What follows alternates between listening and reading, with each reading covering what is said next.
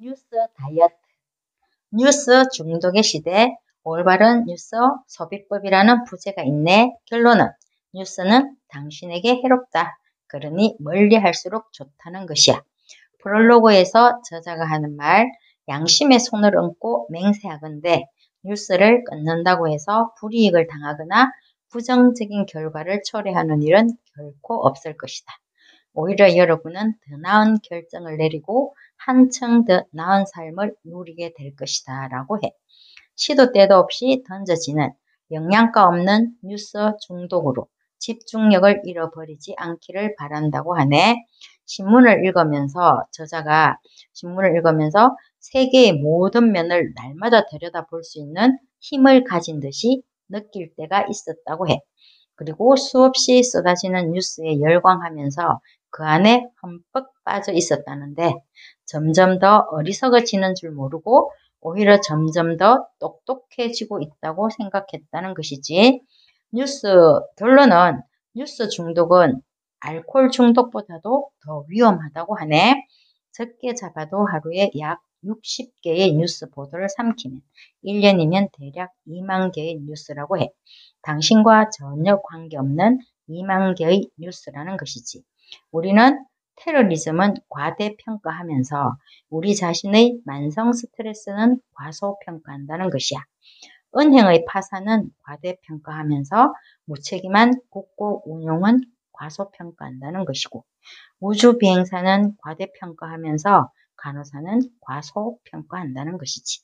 비행기 추락은 과대평가하고 항생제 내성은 과소평가하면서 결국은 일반적인 뉴스 때문에 현실에서 정말 중요한 것은 제대로 파악하지 못한다는 것이야.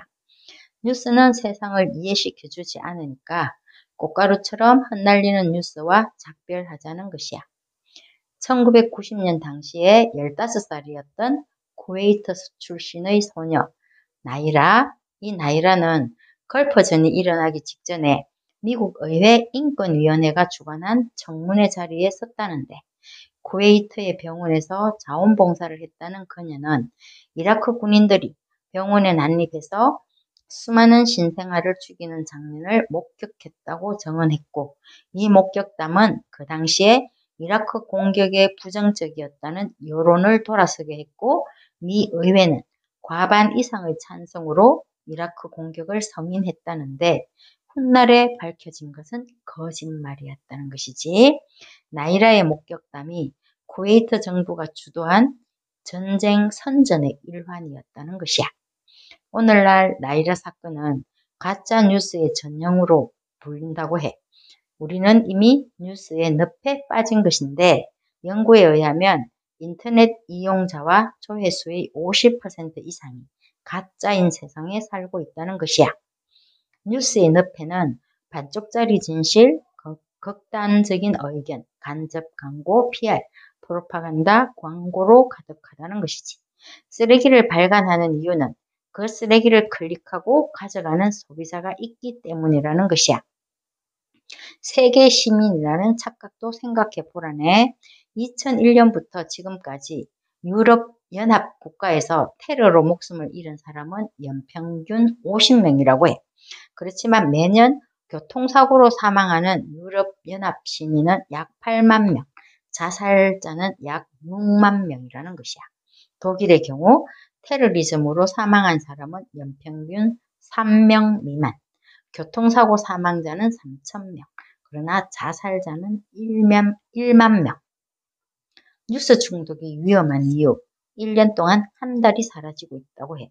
그리고 인간의 부정편향으로 인한 스트레스가 있는데 갈수록 점점 더 충격적이고 요란한 사건 그리고 자극적 사진으로 보도되는 것 때문에 우리는 보는 것만으로 듣는 것만으로도 스트레스가 쌓인다는 것이야. 그리고 집중력이 해체된다고 해. 뛰어난 전문가 중에서 뉴스 중독자는 없다고 강조하네. 당신의 능력 범위 내에 있는 정보만이 가치가 있을 뿐 나머지는 쓰레기라는 것이야. 다른 사람들에 대한 의견을 만들어내느라고 당신 자신의 시간을 허비하지 말라는 것이야. 영혼을 불안에 빠뜨리지도 말고 능력 밖의 일에 대해서 선이다, 악이다 판단하지도 말하는 것이지. 열렬한 뉴스 소비자의 대다수는 더 이상 긴 문장의 기사나 책을 제대로 읽을 수 없다고 단언하네. 게다가 뉴스에 나오는 소식의 99%는 당신의 통제 밖에 있다는 것이지. 철학자 에픽테토스의 말이야.